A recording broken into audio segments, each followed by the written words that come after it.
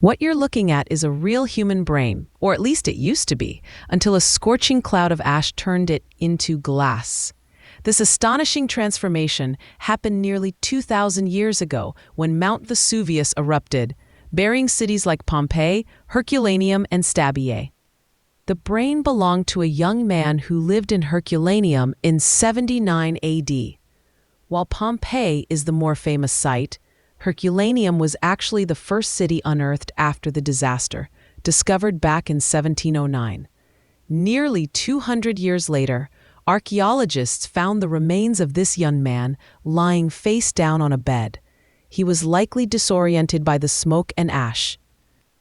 While others fled toward the sea, he remained trapped inside a building and lost consciousness. Ironically, this may have been what preserved his brain, but how can a brain turn to glass? When Vesuvius erupted, it unleashed not just lava, but a superheated cloud of ash, a pyroclastic surge. This cloud reached temperatures of up to 600 degrees Celsius, 1,112 Fahrenheit, hot enough to liquefy soft tissues, but not usually enough to vitrify them. To become glass, something must not only melt at extreme heat, but also cool down very rapidly. If it cools slowly, it forms crystals.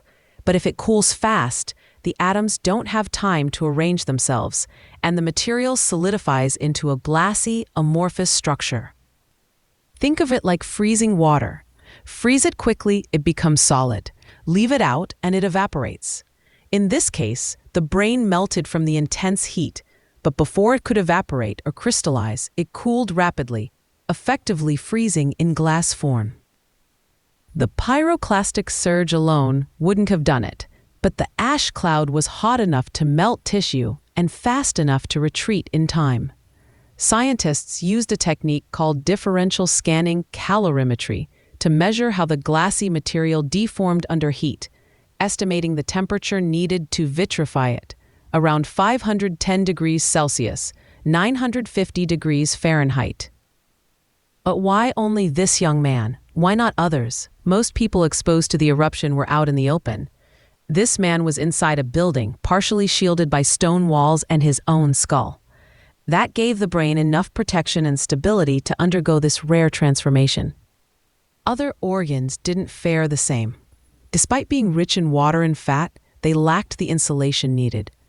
Bones didn't vitrify either. They contain little water and usually just carbonize or stay intact. The resulting brain looked like obsidian, a natural volcanic glass. At first, the forensic archaeologist who discovered it thought it was just a stone, but upon closer inspection, he noticed a shiny substance inside the skull. In the lab, researchers confirmed it wasn't an ordinary rock. Under the microscope, they identified proteins unique to human brains. Even complete neurons with dendrites, those tiny branches that transmit impulses, were visible. There were traces of myelin, the fatty substance that boosts signal speed in nerve cells. This isn't the first ancient brain ever found. Since the 1600s, scientists have identified over 4,000 preserved brains, but none like this. Most were dried out, frozen, or turned into a soap-like substance. Yes, soap.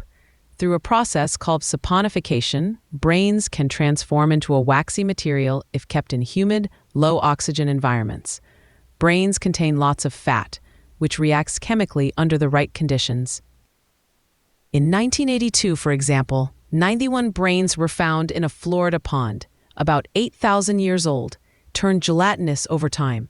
In the early 2000s, 45 saponified brains were found in Spain.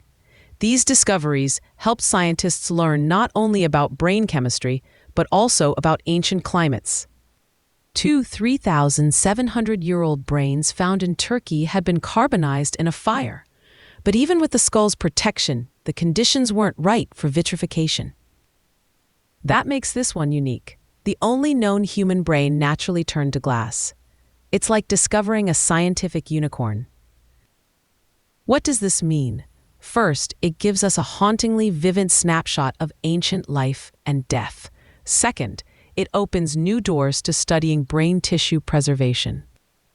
And lastly, it reminds us of nature's paradoxical power, destructive enough to annihilate cities, yet precise enough to preserve a young man's brain for nearly 2 millennia. A young man who, without ever knowing it, left behind something extraordinary.